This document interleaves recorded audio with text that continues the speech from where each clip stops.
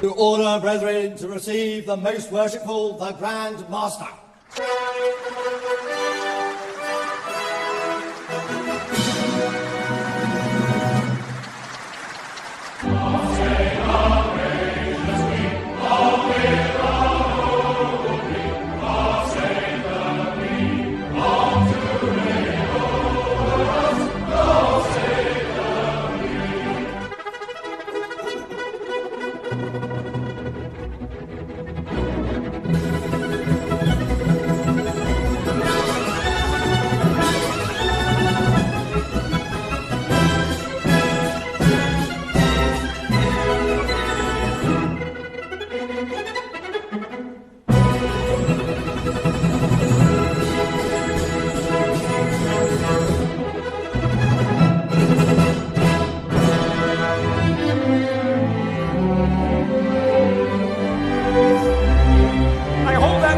Self-evident, Brother Franklin, all men are created equal.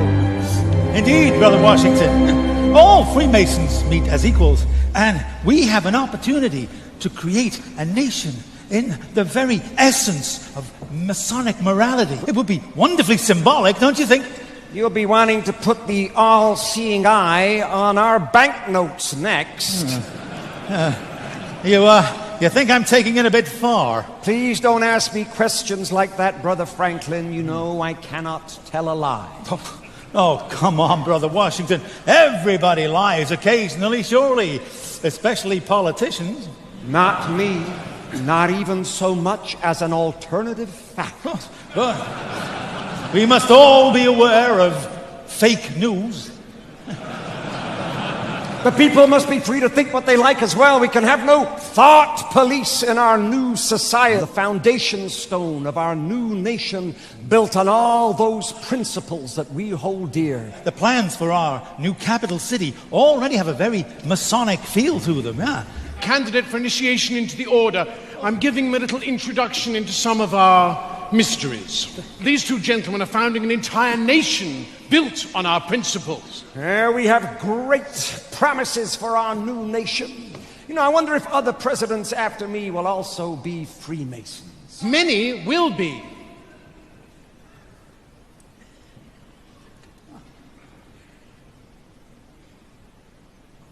And Freemasonry will become embedded in the American culture. And the eye will appear on the banknotes. Oh, God. These principles will be honored with a gift from your French brethren. A gift that will be a welcoming beacon to the poor and oppressed. This is the statue we are giving you. It's a bit small, isn't it? Oh, this is a maquette. The real thing is bigger. Much, much bigger. America will produce a great many great Americans from many different walks of life and many different fields, and many will be Masons. Sportsmen, actors, writers, soldiers, filmmakers, businessmen, inventors, astronauts. What on earth is an astronaut? No, they're not. I don't follow. Well, they're not on Earth, they're in space. In fact, Brother Buzz Aldrin was the second man to walk upon the surface of the moon. That's the best thing I've heard this evening. What, that a Mason walked on the moon? Man on the moon. Amazing. But don't forget the musicians. Do not forget the musicians.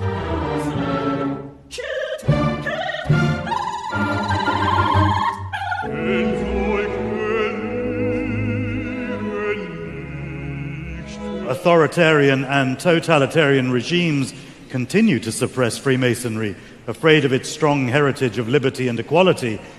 It symbolizes the inevitability of your end. The British Army had travelling lodges that moved with regiments. Freemasons have served their countries and communities with distinction. Freemasons met across the Union and Confederate divide to celebrate their common rituals. And today, Freemasonry remains an active part of military life in many countries.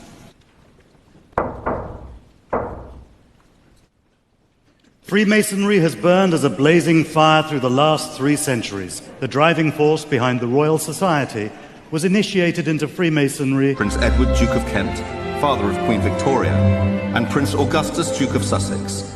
The two princes brought their feuding Grand Lodges together and reconciled to be the United Grand Lodge of England. Kings George IV, William IV, Edward VII, Edward VIII, and George VI were all Freemasons, as were 18 dukes and princes, including the Duke of Edinburgh. This year, His Royal Highness Prince Edward, the Duke of Kent, celebrates his 50th year as Grand Master of the United Grand Lodge of England. His Royal Highness was proposed into Freemasonry by the then Grand Master, the Earl of Scarborough. He was initiated into Royal Alpha Lodge number 16, an advocate for the craft all over the world, continuing 3 centuries of distinguished royal tradition at the very heart of English Freemasonry. In order, brethren, to receive the most worshipful, the Grand Master.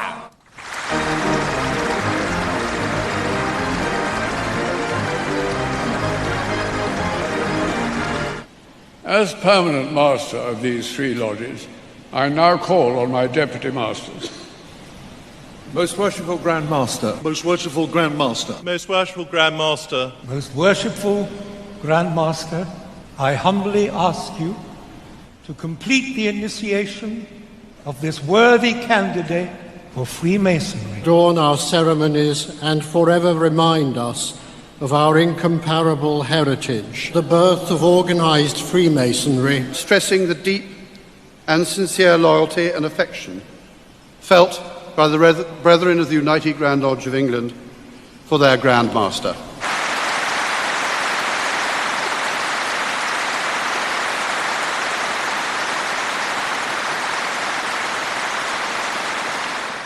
I had the pleasure of meeting 136 Grand Masters visiting from overseas at Freemasons Hall yesterday. Today, though, we are a meeting of more than 4,000, gathered from all around the world, from our own constitution and beyond. When the global Masonic family comes together to celebrate our past and renew our own pride and confidence in and enthusiasm for Freemasonry. I hereby read the text of a letter sent today to Buckingham Palace. May it please your Majesty, we, the representatives of over 200,000 Freemasons under the United Grand Lodge of England, most respectfully express our continuing loyalty to your Majesty's throne and person in this, the 66th year of your long and distinguished reign, of His Royal Highness the Duke of Kent, as our much-loved and greatly respected Grand Master. We humbly thank God for preserving our order and fervently pray His blessings on your Majesty, so that our loyal devotion to your Majesty may long continue.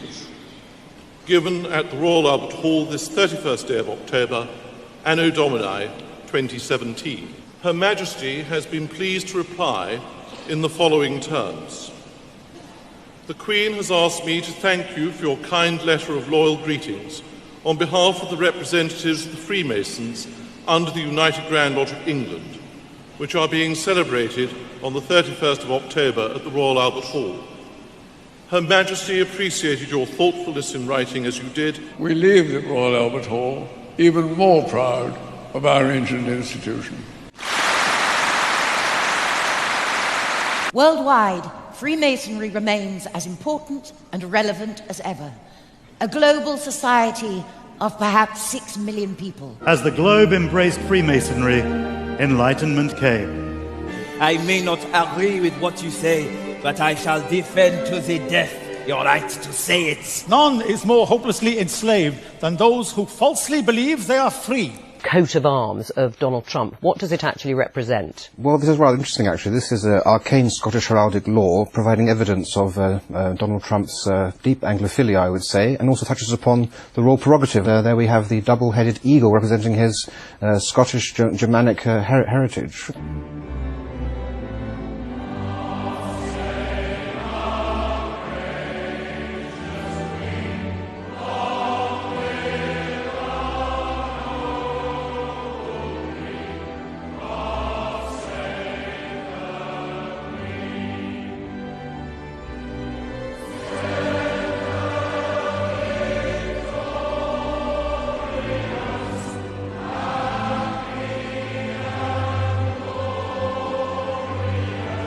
The Masonic Chip program uses modern police-approved techniques to create a child identification kit. And we take fingerprints. We also provide them with a swab for getting a DNA swab. And we also provide them with imprint where they can get an imprint of the child's teeth. So not only does it provide DNA as well as a swab, but it is also a source if you were using tracking dogs to provide a scent for the child. You may be surprised to see who we found using tricks to cover up their license plates. Apparently, they're law enforcement. You know, in Hollywood and in the industry and the stuff we do, there's a lot of like insider secrets to keeping your career going, and a lot of insider secrets to making things tick.